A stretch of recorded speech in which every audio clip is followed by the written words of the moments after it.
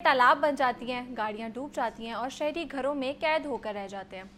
हुकाम के मुताबिक बारिश का पानी जमा करने के लिए ज़ेरे ज़मीन बड़े टैंक्स बनाए गए हैं और 10 मकामात पर रिचार्ज जो वेल्स हैं वो फ़ाल हैं। दूसरी तरफ लाहौर को रोज़ाना 450 मिलियन गैलन पानी देने के लिए 650 सरकारी ट्यूबवेल्स 24 घंटे चल रहे हैं, जिसकी वजह से ज़ेरे ज़मीन पानी तेज़ी से ख़त्म हो रहा है।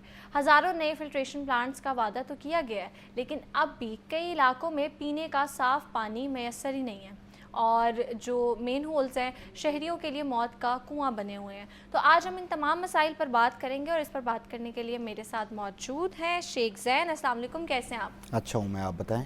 अल्लाह का शुक्र। अच्छा ज़ैन, सबसे पहले तो बताएं कि मानसून तकरीबन स्टार्ट हो गया है और कहा तो जा रहा है कि सारे इंतज़ामात मुकम्मल हैं, तो आपको लगता है कि तैयारी मुकम्मल है मानसून के लिए? बिल्कुल, मानसून की बारिशों का आगाज़ 1 जुलाई से हो चुका है और ये 15 सितंबर तक मानसून की जो बारिशों का सिलसिला है वो जारी रहेगा। ऑन एंड ऑफ बारिशें होती रहेंगी।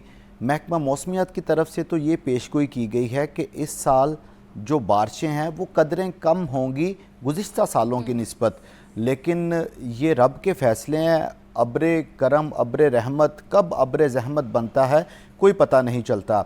लास्ट 2 ईयर्स में भी यही कहा गया था कि गुज़िश्ता सालों की निस्बत जो बारिशें हैं वो कम होंगी। इसके बावजूद एक ही रोज़ में 288 मिलीमीटर बारिश रिकॉर्ड की गई, जिसके बाद जल थल एक हो गया और लाहौर में हर तरफ पानी ही पानी जमा हो गया। तो ये जो मानसून की रस्म है ना, ये बपा है सदियों से, तारीख़ इसे दोहराती है। ये हर साल मानसून आ जाता है और हर साल जो वासा है उसको अल्टीमेटली तैयारियों के लिए बोला जाता है, लेकिन अनफॉर्चुनेटली हर दफ़ा लाहौर को कोई ना कोई मसले का सामना रहता है। कभी कलमा अंडरपास डूब जाता है, तो कभी नालों की जो दीवारें हैं वो टूट जाती हैं, कभी बारिश का पानी जो ये शहरी आबादियाँ हैं वहाँ पर दाखिल हो जाता है, कई कई दिन वहाँ से नहीं निकल पाता और कई दफ़ा मानसून की बारिशें इस कदर तेज़ होती हैं कि वो सैलाब की शक्ल में कन्वर्ट हो जाती हैं। इस दफ़ा वासा की तरफ से नई मशीनरी भी ख़रीदी गई है, नए वाटर टैंक्स भी बनाए गए हैं। Lahore development programme phase 1 phase 2 के तहत तकरीबन 350 किलोमीटर का नया इंफ्रास्ट्रक्चर भी बिछाया गया है। ठीक है। और नए जो एरियाज़ हैं वो भी वासा की हदूद में शामिल किए गए हैं। तो ये वाला जो मानसून है ये वासा के लिए किसी इम्तिहान से कम नहीं होगा। हर साल इम्तिहान ही होता है, लेकिन इस दफ़ा कुछ ज़्यादा क्रूशल देखने को मिलेगा, क्योंकि जो नए एरियाज़ जहाँ पर नया सिस्टम लगाया है उसको इस दफ़ा चेक किया जाएगा कि वो कितना एफिशिएंटली काम कर रहा है। क्योंकि जो पुराना सिस्टम वासा का ऑलरेडी लाहौर में मौजूद है, जिसमें सीवरेज और वाटर सप्लाई का मिलाकर जो इंफ्रास्ट्रक्चर है वो तकरीबन 6600 किलोमीटर का है, वो तो ठीक नहीं चल रहा। वो अगर ठीक चल रहा होता तो लाहौर में पानी इस तरह सड़कों के ऊपर तो ना जमा होता। तो जो नया सिस्टम बिछाया है वो कितना एफिशिएंट और कितना एडिक्वेट है वो इस मानसून में पता चल जाएगा। बहरकैफ इस साल वासा की तरफ से लाहौर में जो नशेबी इलाके हैं उनको ख़त्म करने के लिए 11 ज़ेरे ज़मीन वाटर टैंक्स बनाए गए हैं। अच्छा। उन वाटर टैंक्स को बनाने का मकसद ये था कि जब बारिश होगी तो बारिश का पानी उसमें महफूज किया जा सके, ताकि जो सड़कें हैं, शाहराएँ हैं वो फौरी तौर पर क्लियर हो जाएं। फिर उसका मकसद ये था कि इस वाटर टैंक के ज़रिए जो पानी इसमें जमा होगा उसको हॉर्टिकल्चर के लिए इस्तेमाल किया जाए, ताकि जो हम ट्यूबवेल के ज़रिए ज़मीन से पानी निकालते हैं उसके ऊपर बोझ कम से कम हो। तीसरा ये प्लान था कि इसी वाटर टैंक के पानी को ज़ेरे ज़मीन एक्वाफायर को रिचार्ज करने के लिए इस्तेमाल किया जाए, कि इस पानी को दोबारा ज़मीन के अंदर भेजा जाए, ज़मीन का जो एक्वाफायर है उसको रेज़ किया जाए, ताकि लाहौर शहर में जो गिरती हुई पानी की सतह है उसके ऊपर काबू पाया जा सके। वासा की नाक़िस हिकमत अमली है कि ये 3 जो पर्पज़ है इसमें से सिर्फ एक पर्पज़ इस मानसून में इस्तेमाल होगा, कि सिर्फ इन वाटर टैंक्स को पानी भरने के लिए इस्तेमाल होगा। ना ही ये हॉर्टिकल्चर के लिए इस्तेमाल हो सकेगा, ना ही ये ज़ेरे ज़मीन एक्वाफायर को रिचार्ज करने के लिए इस्तेमाल हो सकेगा।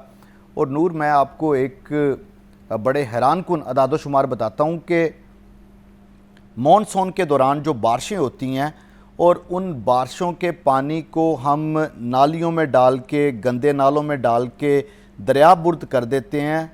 एक अंदाजे के मुताबिक इस पानी की कुल कीमत 64 अरब रुपया बनती है। हम 64 अरब रुपए के पानी को यूटिलाइज नहीं करते ज़ाया कर और देते हैं। एक तो ज़ाया कर देते हैं, एक एक्स्ट्रा पैसे लगाकर उसको ज़ाया करते हैं। मैं आपको एक फिनोमेना बताता हूँ कि ये जो आपको पानी दरिया में गिरता हुआ नज़र आ रहा होता है, इसके पीछे एक पूरी मशीनरी होती है जो कि हर माह करोड़ों रुपए बिजली का बिल और करोड़ों रुपए मेंटेनेंस के लगाकर फिर इस पानी को धकेल कर दरिया के अंदर भेजती है। तो एक तो हम ये 64 अरब रुपए का जो पानी है उसको ज़ाया कर देते हैं, दूसरा हम सरकारी वसाइल का इस्तेमाल करते हैं। इन वाटर टैंक्स को बनाने का मकसद ये था कि इस पानी को काबिल इस्तेमाल बनाया जाएगा, लेकिन इन वाटर टैंक्स ने जो कॉस्टिंग है वो मज़ीद बढ़ा दी।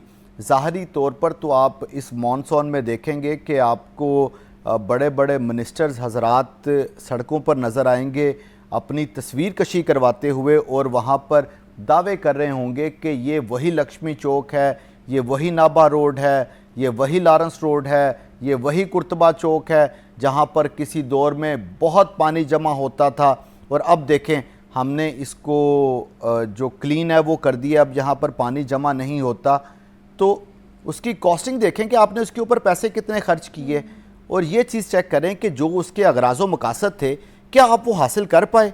वो तो आप हासिल कर नहीं पाए। तो फिर ये वाटर टैंक तो सादे एक कमरे बनाए हैं आपने, जिस तरह हमारे घरों में टैंक्स हैं, हम वहाँ पर पानी महफूज कर देते हैं, उसके बाद अगर हमें वो पानी नहीं रिक्वायर्ड तो हम उसको दरिया बुर्द कर देते हैं या गलियों के बुर्द कर देते हैं या उसको नालों में बहा देते हैं।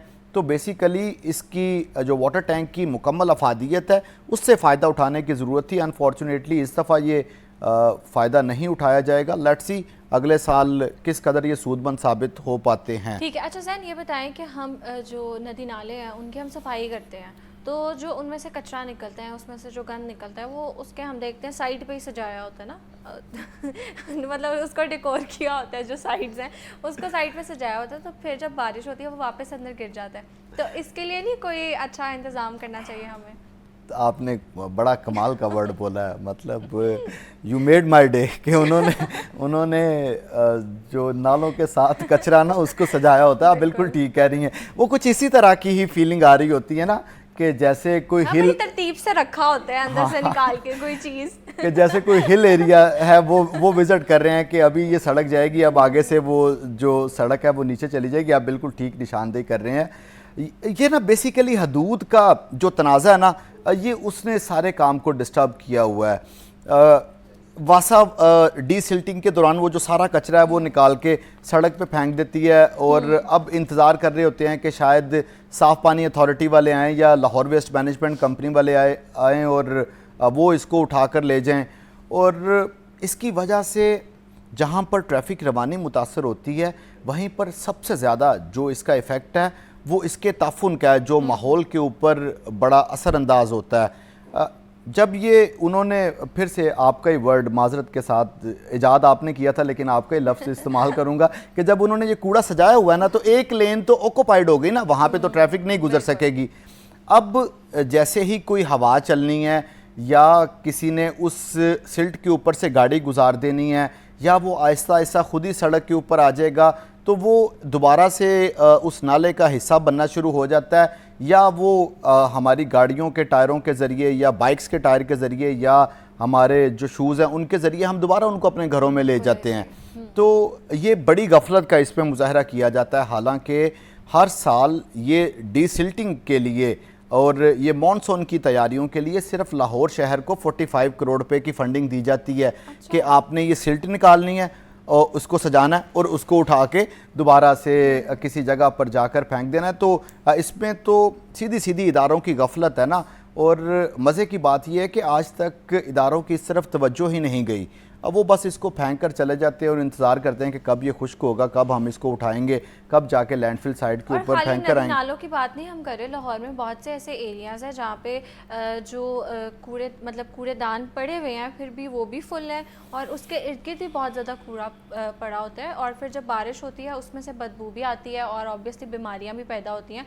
तो इसमें तो आप यही पूछ सकते हैं फिर सुथरा पंजाब की कारकर्दगी क्या है? देखें, सब इदारों को मिलकर काम करना है। इस हवाले से सुथरा पंजाब अथॉरिटी की और वासा की जो ये परफॉर्मेंस है, ये तो इसके ऊपर क्वेश्चन मार्क है। ये तो लाहौर की मेन शाहराहों की सूरत हाल है जिसके ऊपर आप निशानदेही कर रही हैं। अगर आप नवाही इलाकों को देखें जो कि शादरा के इलाके हैं, कहना के इलाके हैं, रायविंड के या सुंदर ठोकर न्याज़बेग के इलाके हैं जो लाहौर की आउटर पेरिफेरीज बनती हैं, वहाँ पर तो बहुत क्रूशल सिचुएशन है।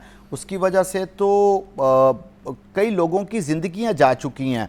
और फिर जब ये सिल्ट निकाल कर इसको रख दिया जाता है सड़क के ऊपर और किसी भी तरह का कोई वहाँ पर हिफाजती शीट नहीं है या वो कोई कोन नहीं लगाई गई जो कि ट्रैफिक को ये बता सके कि यहाँ पर किसी भी तरह की डिसिल्टिंग का काम हो रहा है, तो बिल्कुल आपकी निशानदेही के ऊपर इदारों को मेरा ख्याल है इसके ऊपर लाजमी कार्रवाई करनी चाहिए और इसका बड़ा स्ट्रॉन्ग फॉलोअप करने की ज़रूरत है। अदरवाइज़ सिस्टम तो हमारा वैसे ही ख़राब हुआ पड़ा है। ये सिल्ट निकाल कर और इसको सड़कों पर फेंकने से मज़ीद सिस्टम ख़राब होगा और ख़ास तौर पर माहौल को मद्देनज़र रखने की ज़रूरत है कि इससे जो माहौलियाती आलूदगी है उसमें इजाफ़ा होता है, उसके ऊपर काबू पाया जा सके। अब देखें ना, मानसून के दौरान 3 जो साइकिल हैं ये पूरे करने होते हैं इन्होंने लाहौर की इन नालों से सिल्ट निकालने के। तकरीबन ये 700-750 किलोमीटर का एरिया बनता है ड्रेन्स का जिसमें से ये सिल्ट को बाहर निकालते हैं और हर दफ़ा कुछ इसी तरह के ही मनाजर देखने को मिलते हैं, जैसे शालीमार ड्रेन, जैसे कैंट ड्रेन, फिर LOS ड्रेन, इन सब में कुछ इसी तरह के ही मनाजर देखने को मिलते हैं। तो गवर्नमेंट को और जो मुतलका अथॉरिटीज़ हैं इसके ऊपर सख्त फॉलोअप करने की और एक जामे मनसूबाबंदी